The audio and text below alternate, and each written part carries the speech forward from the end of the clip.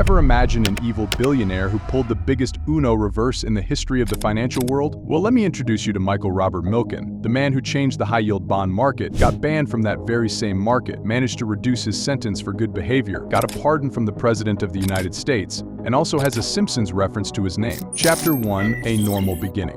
Born on the 4th of July, 1964, Milken was born into a middle-class Jewish family in Encino, California. He had a relatively normal upbringing and studied in Birmingham High School, where, believe it or not, he was the head cheerleader. It may not seem like much, but the importance of his origins is quite evident. He was born in the post-war era, and nowhere else could be more symbolic of the economic, political, and social revolution this time period fashioned than Milken's home state. California has a GDP of almost $4 trillion. I mean, if you were to classify it as a separate country, then it would be one of the top economies of the world. It is home to more millionaires and billionaires than any other subnational entity, but then again, it also has the highest poverty rate in the United States. Yeah, it's funny how things work from an economic standpoint. Now, it would not be an exaggeration to state that this massive influx of wealth is only an extreme miniature copy of the culture that Milken and his followers ushered in during the 1980s. You see, Milken is an intensely private individual, and as such, there isn't a lot that we know of about his early life. His father was an accountant, and he provided a comfortable but ordinary life for his family.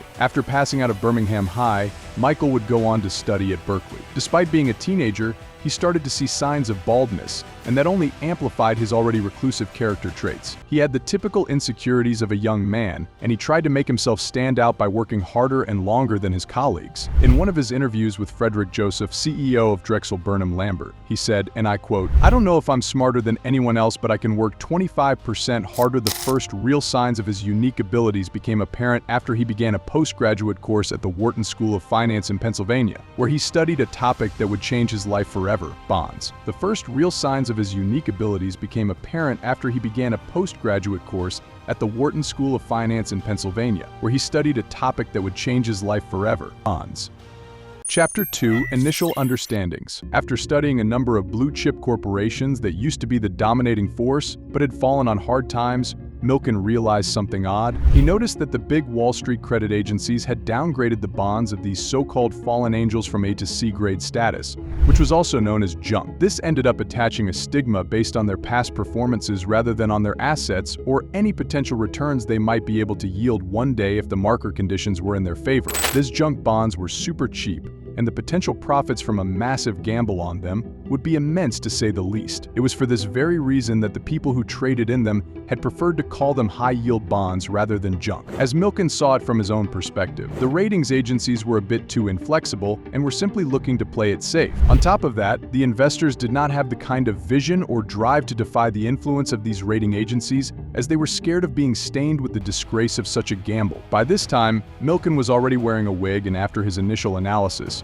a light bulb had gone off under his somewhat dubious toupee. Essentially, Milken had realized that the only thing which was holding the existing order in place was nothing more than pure arrogance. From this moment onwards, Milken developed a unique ability to sense changes in the financial world that the others were too lazy or dull to detect. After excelling at Wharton, he began work as a trader at an old guard investment bank called Drexel Firestone. Here, he was put in charge of researching low-grade bonds. The esteemed Michael Lewis had once described in Liar's Poker his fascinating account of working at the trading firm Salomon Brothers in the 1980s. Basically, this company would be taken over by Milken in 1987, but he was out of place over here. Lewis said that Milken seemed to lack both tact and calf, and his horrific wig had looked as if a small mammal had died on his head. Yes, these were mean words, but they were not without reason. Despite all the shame and humiliation he suffered, this Californian Jew of unremarkable withdrawal in a sea of Ivy League-educated East Coast wasps would quickly learn to turn his outsider status into a strategic advantage that would etch him into the history books. Chapter 3: Early Inroads. Salomon Brothers would be merged several times in the middle of the 1970s, first becoming Drexel Burnham, and then Drexel Burnham Lambert. These changes allowed Milken to take advantage of the company's new structures, and he eventually approached his bosses with the intention to let him create a designated high-yield bond department. This was a critical moment for him, as his seniors recognized his apparent intelligence. They would go on to approve and execute his plan, despite the negative connotations of such a venture. After all, it was worth a gamble as they only need to give him a small amount of capital to play with. They thought that even if this plan would fail, it would let Milken get his weird fantasies out of his system and turn him to more orthodox methods of trading. As time would go on to show, these men did not have any idea what they'd let themselves in for. By 1976, Milken was earning a ridiculous 100% on the capital that was provided to him to run his bonds operation. This was extraordinary to say the least. Almost overnight, this nobody had become Drexel's most important employee, and he and his department were given carte blanche to do as they pleased, which was a surprising move for any organization. Archetypal of this was Milken's hugely representational gesture of moving his operation from New York to Los Angeles. But at this point, the outsider had not only shaken up Wall Street, but taken it home with him as well. From his new HQ at 9560 Wilshire Boulevard, Beverly Hills, Milken began aiming at besieged money managers who invested in pension funds and life insurers. These individuals needed to create high returns in order to attract some new clients who might allow them to stay in business. The junk bonds, which Milken had popularized, would offer a quick and easy solution to these individuals. Soon enough, Drexel was delivering Milken's clients a whopping $50 million for every billion they had in their company portfolio, which would itself expand exponentially over time. Now, buying bonds from companies with low credit standings was a huge risk if you were trying to play by the book, but as Milken had assessed, if you cast the net wide enough, the odds would surely stack in your favor. His philosophy was founded on one major question: why make one expensive investment with low interest rates in an apparently safe institution when you could make a killing buying bonds in 10 companies that were considered to be on the brink of bankruptcy? It wasn't a stable strategy, but it got the job done. The main play here was that it did not even matter whether or not these doomed businesses would manage to turn around their performance. The mark of a cash injection from a successful investment bank would be more than enough to make the price of their bonds soar. To summarize this, I'll once again use what Michael Lewis once said. He stated, and I quote,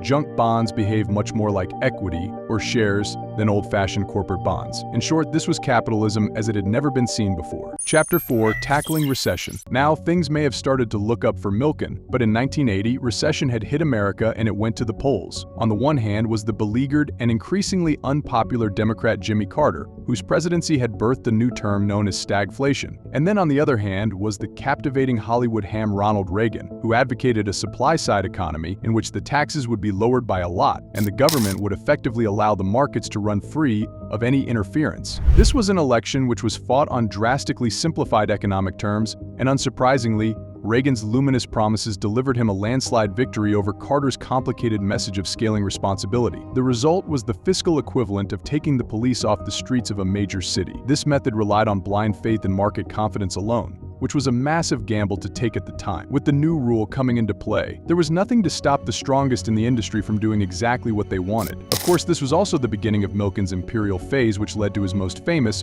or should I say infamous, actions. Milken's seemingly dependable methods meant that all of a sudden, his high-yield bonds became the only safe ticket in town. Despite the outright dominance he enjoyed, there was a certain amount of suspicion that persisted towards the high stakes involved with his methods. The bond buyers tended to perceive this as the aching reaction of the corporate factions whose powers were being destroyed by the hostile takeovers being advocated by Drexel Burnham Lambert. Avenues that had previously been closed to all but a few elite wasps were now oozing with outsiders who were inspired by Milken's success. Connie Bruck, whose 1988 book, The Predators Ball: The Inside Story of Drexel Burnham Lambert, would cause a storm when Milken tried his level best to prevent its publication. The book records that, quote, "In the fall of 1986, Milken had not only cast Drexel but to a large degree Wall Street in his image. Naturally, this had an impact on the market itself as well. With any other commodity, whether it was abstract or physical, the junk bonds were subject to the laws of supply and demand. The problem began when demand was beginning to outstrip the supply. A large part of the appeal of these bonds lied in the fact that they were cheap,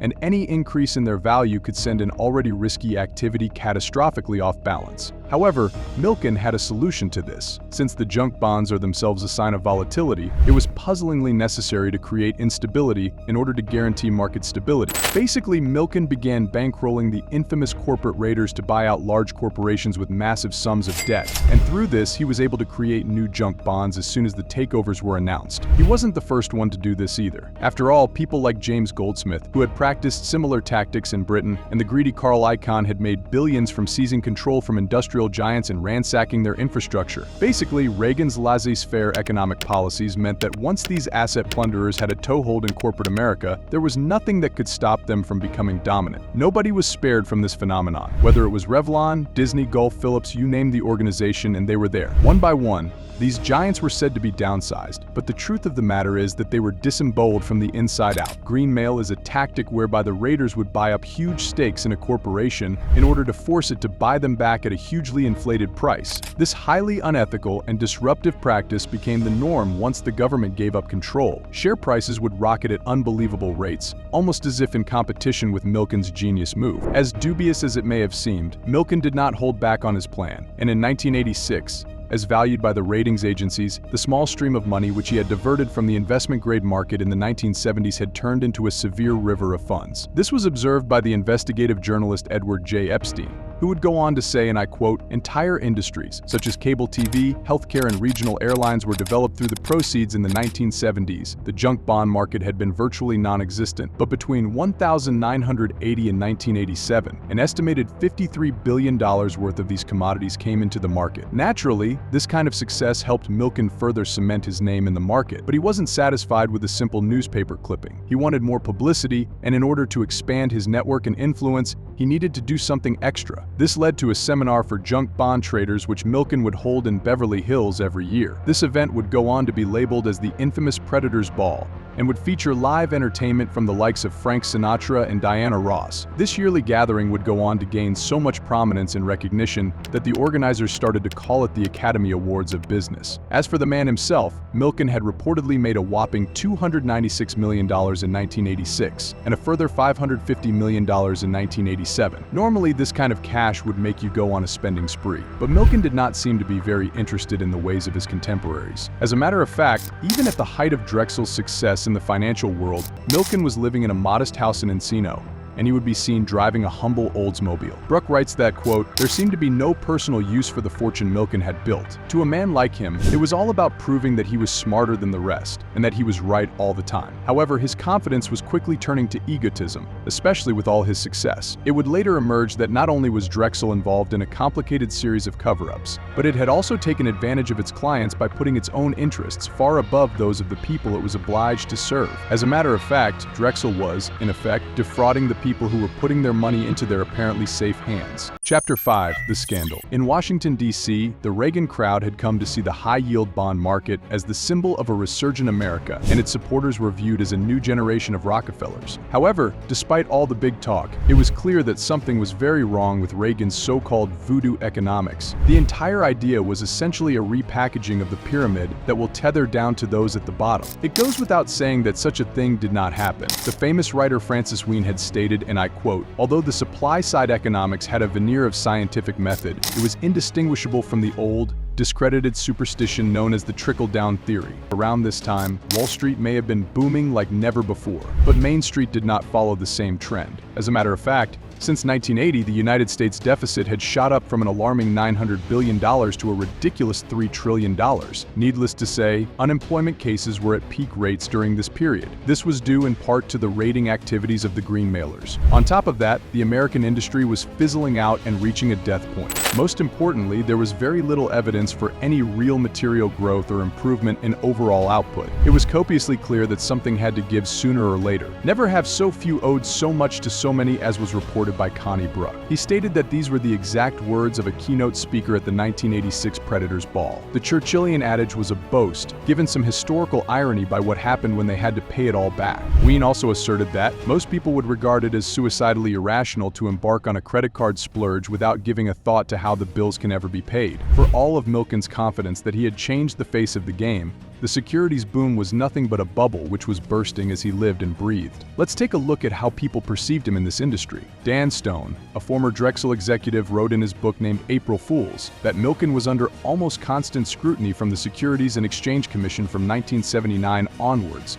due to unethical and sometimes illegal behavior in the high-yield department, which was prominent for a while. Milken's role in such behavior has been debated for a while, but there's no hiding the fact that he had a very unique perspective. Stone claims that Milken viewed the securities laws, rules, and regulations with a degree of disdain. He may have felt that these rules hindered the free flow of trade, but as per what Stone had mentioned, it seemed that even though Milken overlooked questionable and illegal acts by his colleagues, he himself personally followed the rules. Milken often contacted Fred Joseph, who was Drexel's president and CEO. He would often ask ethical questions as Joseph was known for his stern view of the securities laws. On the other hand, author James B. Stewart managed to extract several sources, which he had used for his book, Den of Thieves. These sources told him that Milken often tried to get as much as 5 times the maximum markup on trades than was allowed at the time. RVA. Silverglate, a defense attorney who represented Milken during the appellate process, contested these views in his book, 3 Felonies a Day. An excerpt from that book states, Milken's biggest problem was that some of his most ingenious, but entirely lawful maneuvers were viewed as felonious by those who initially did not understand them. This is just because they were novel and often extremely profitable,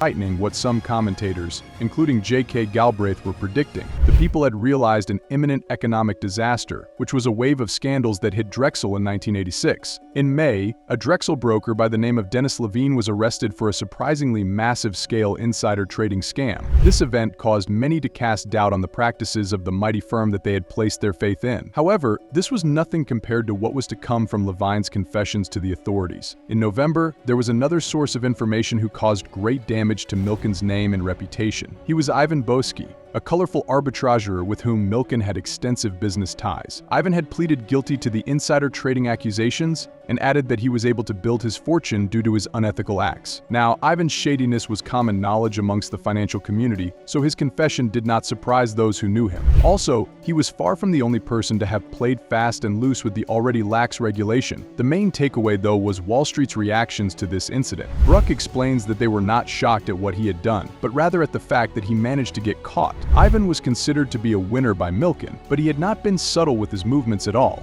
especially due to his regular buying of huge amounts of shares. The SEC, which was chaired by the New York District Attorney of the time, Rudy Giuliani, began examining the names given by Ivan in earnest. Want to guess who the chief name was among them? Yep, it was none other than Michael Milken. It so happened that Ivan had made a payment of around $5.3 million to Drexel Burnham Lambert. Now, the firm had explained to the SEC that the sum was only a consultation fee. However, it incited enough suspicion for the authorities to snoop further into Drexel and Milken's activities. Executives at the bank often saw themselves as victims caught up in the company's mess. Even the honorary chairman of the company, Tubby Burnham, had stated, "One wonders if this isn't a plot to destroy us." Chapter 6. Saving Face. Throughout 1986 and 1987, Drexel was suffering from massive staff exoduses, which eventually led to them losing a bunch of clients. Things were not looking good, so they decided to fight a PR campaign to save some face. It was labeled as "Junk Bonds Keep America Fit," which was their most memorable slogan. Of course, the truth was that Drexel was well aware of numerous incidences of wrongdoing. After all, it had been almost standard procedure to engage in such activities, and the vain hope that investigators might somehow overlook its misbehaviors was all the company had to go on. This was not exactly the right way to go about things, so another plan of action needed to be drawn up. The bank thus sought to play down the violations it had made, phrasing it, as Bruck had stated,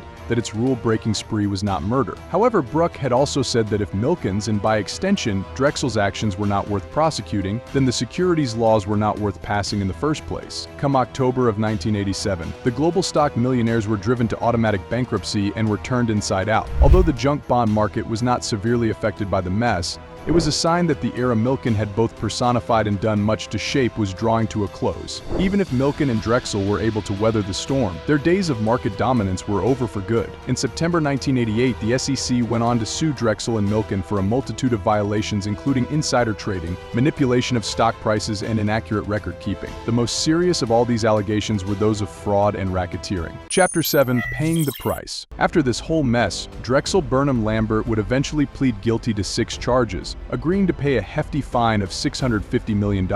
In addition to the fine, he also had to help the SEC with its investigation of Milken. The gig was up, and in April 1990, Milken was forced into a corner and offered a guilty plea for charges of securities and reporting violation. If we were to sum up his punishment in a few lines, he was sentenced to 3.5 years in prison, had to pay a fine of $200 million, and the worst part was that he was coerced into accepting a lifetime ban from dealing in securities. This was obviously a nightmare for Milken, but the backdrop to this was positively Wagnerian. There were multiple events that had an impact on the world at this time. The Berlin Wall had finally been breached, Nelson Mandela was released from prison, and riots that would eventually lead to the expelling of Margaret Thatcher had erupted in Britain over the poll tax debacle. Against this turmoil, it seemed almost incidental that the junk bond market had collapsed after an eventful journey, but it was nonetheless a blow that Drexel Burnham Lambert was never to recover from, even in the future. The bank wagered on for several months, but it had to eventually declare bankruptcy in February 1990. The 80s were over, and so was Milken's dream run. But how did it all unfold? And how was he charged? Chapter 8. The Sentencing. The eventful day was March 1989 when a federal grand jury indicted Milken on 98 counts of racketeering and fraud. The indictment accused Milken of a litany of misconduct, which included insider trading, stock parking, the term for concealing the real owner of a stock, tax evasion, and frequent instances of repayment of illegal profits. One of these charges also related to Ivan with regards to the $5.3 million that he paid Drexel in 1986 for Milken's share of profits from illegal trading. Of course, I mentioned that the payment was represented as a consulting fee to Drexel, but with the evidence in place, that excuse did not hold up in court. Shortly after that situation, Milken resigned from Drexel and formed his own firm, known as International Capital Access Group. But how did this play into his other convictions? Well, it had to do with someone he mentored. Milken's protege was a man named Taryn Pizer, who had worked as a junk bond salesman for him. Pizer was managing an account with which Drexel had an illegal arrangement pertaining to insider trading and phony tax losses. Pizer provided a lot of material evidence to the prosecutors who were against Milken. At his pre-sentencing hearing for the securities fraud in 1990, Pizer willingly testified against Milken in exchange for immunity from both criminal prosecution and SEC sanctions. It was a sweet deal, so he sold his mentor under the bus without a moment's hesitation. Finally, on the 24th of April, 1990, Milken pleaded guilty to 6 counts of securities and tax violations. 3 of these counts involved dealings with Ivan to conceal the real owner of a stock. The second one was sending confirmation slips through the mail which failed to disclose that a commission was included in the price. The third one was aiding and abetting another in filing inaccurate broker and dealer reports with the SEC. 2 other counts were related to tax evasion and transactions Milken carried out for a client of the firm, a fund manager by the name of David Solomon. The 4th count was selling stock without disclosure of an understanding that the purchaser would not lose money. The 5th count was agreeing to sell securities to a customer and to buy those securities back at a real loss to the customer, but with an understanding that he would try to find a future profitable transaction to make up for any such losses. The last and final count was for conspiracy to commit these 5 violations. As part of his plea, Milken agreed to pay $200 million in fines, but this was spare change compared to the other penalties he had to face. As a matter of fact, he agreed to a settlement with the SEC in which he paid around $400 million to the investors who had been hurt by his actions. He also accepted a lifetime ban from any involvement in the securities industry, although this was something he did try to negotiate. The fines didn't just end there, though. In a related civil lawsuit against Drexel, Milken agreed to pay an additional $500 million to Drexel's investors. This wasn't all of it either. Critics of the government had claimed that they had indicted Milken's brother Lowell to pressure Milken to settle. It was a tactic which some legal scholars condemned as unethical. In a 1990 interview with the New York Times, Vivian Berger, a professor at Columbia University Law School, had said, and I quote, "I am troubled by, and other scholars are troubled by the notion of putting relatives on the bargaining table. As expected to have been a part of the deal, the case against Lowell was dropped the moment Milken gave in to the terms. It is said that federal investigators also questioned some of Milken's relatives about their investments for extra measure. At Milken's sentencing, Judge Kimball Wood gave him a rather detailed statement. He was told, and I quote, "You were willing to commit only crimes that were unlikely to be detected. When a man of your power in the financial world repeatedly conspires to violate securities and tax business in order to achieve more power and wealth for himself, a significant prison term is required." In the official statements to a parole board in 1991, Judge Wood estimated that the total loss from Milken's crimes was roughly $318,000 less than the government's estimate of $4.7 million, and she recommended that he be eligible for parole in 3 years. Milken's sentence was later reduced to 2 years from 10, and he ended up serving 22 months out of them. Chapter 9. Why did he do it? But what exactly drove Milken to such extremes? Judging by his average lifestyle, it was not personal materialism that led to this situation, nor was it a desire for attention, as could be attested by his reclusiveness. In the views of a certain financial writer, making money for the sake of making money was a tired old cliché, and Milken did not want to get sucked into it. As a matter of fact, he had his sights on something much larger. One of his clients, Steve Wynn, had said to Adam Curtis in 1999 that Michael Milken Democrat is capital. He also mentioned that Milken's radical approach to finance was as much about destroying the misapprehension that finance belonged to the sociable, established cadres of the East Coast, as it was an exhibition of unapologetic greed. His objectives were nothing less than the wholesale upheaval of the existing order in the market. This man was, in his own way, as much of a revolutionary and hence on 1980s society as Margaret Thatcher. It is not unreasonable to suggest that they shared the same Randian, borderline obsessive convictions in the power of societal change through personal enterprise. It's like James Goldsmith had put it at the time. He said, and I quote, "Doing business is what gives you the fuel to do good." Unlike most other businessmen, with even Goldsmith being no exception, Milken actually did put a lot of money into doing good. Chapter 10: Philanthropy After Prison. Milken and his brother Lowell founded the Knowledge Universe in 1996, and also the Knowledge Learning Corporation, abbreviated as KLC. This would be the parent company of Kinder Care Learning Centers, the largest child care provider in the country for profit. Michael Milken remained the chairman of Knowledge Universe right until it was sold off in 2015. He also invested in K-12 Inc., a publicly traded education management organization, or EMO as people like to call it. K-12 provides online schooling, including to chartered school students for whom services are paid by tax dollars, and it is the largest EMO in terms of enrollment. Clearly, Milken's time in prison had driven him to invest in the future of education. According to Forbes, Milken has given away between 5 to 10% of his fortune, which means he secures a philanthropy score of 3 out of 5. Upon his release from prison in 1993, Milken founded the Prostate Cancer Foundation for Prostate Cancer Research, which by 2010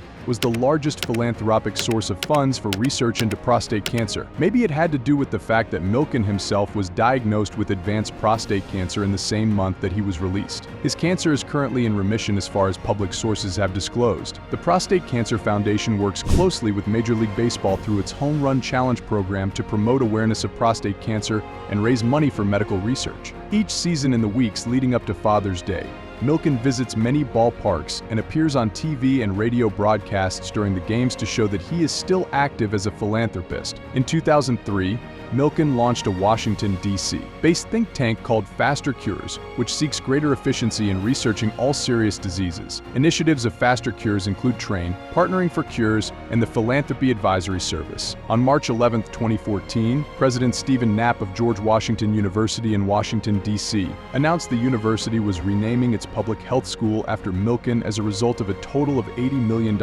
in gifts, $50 million from the Milken Institute and the Milken Family Foundation, and $30 million as a gift from the chairman of Viacom, Sumner Redstone. The gifts were designated for research and scholarship on public health issues, although some people have raised concerns when it comes to requirements of such heavy funding. Chapter 11: The Presidential Pardon. Apart from philanthropy, Milken also wanted to clear his name from an official angle. In June 2018, it was reported that some of President Donald Trump's supporters and friends, including Kevin McCarthy, Rupert Murdoch, Sheldon Adelson, Elaine Chao, and Rudy Giuliani, the one-time federal prosecutor whose criminal investigation led to Milken's conviction, were urging the president to pardon him. Milken's attempts to secure a presidential pardon spanned over multiple administrations, and in this case, it looked like his efforts would finally pay off. On the 18th of February 2020, President Trump granted a full pardon to Milken. However, his previous trading license, which he lost following his conviction, would still remain null and void. Basically, he would still have to reapply and obtain a new trading license in order to return to trading securities. Chapter 12: Conclusion. Since his release from prison in 1992, Milken has beaten serious prostate cancer and strived to rehabilitate his image. Despite the still extant ban on his involvement in the securities industry, he is still immensely wealthy and ranks consistently on the Forbes 400 list with a personal fortune of over $6 billion. Apart from all his aforementioned philanthropic activities, it should also be noted that Fortune magazine described him as the man who changed medicine. However, Milken's conduct at Drexel guarantees that he will remain a controversial figure, especially in the financial world. Writing in the Denver Post, Journalist Al Lewis described hearing him speak about healthcare at a Jewish fundraiser in 2012. After Milken had left the stage, Lewis went over to gauge the opinion of the crowd. In his own words, I asked some rabbis whether it was acceptable to have such a notorious white-collar criminal held up as an example, and like a gaggle of economists, their opinions varied. One rabbi felt that Milken's charitable work had done more than enough to redeem him. But then again, another rabbi responded somewhat less positively. He did not feel that Milken should be given such a stage to speak, because the world would not have accepted such a man if he had been convicted of other crimes on the same level. The jury, it seems, is still out on the man once known as the junk bond king, but one thing's for sure. He's got billions in the bank and they don't look like they're going away anytime soon. Like, share, and subscribe if you liked the video, and feel free to suggest any topics you'd like to see in my future videos. See you soon.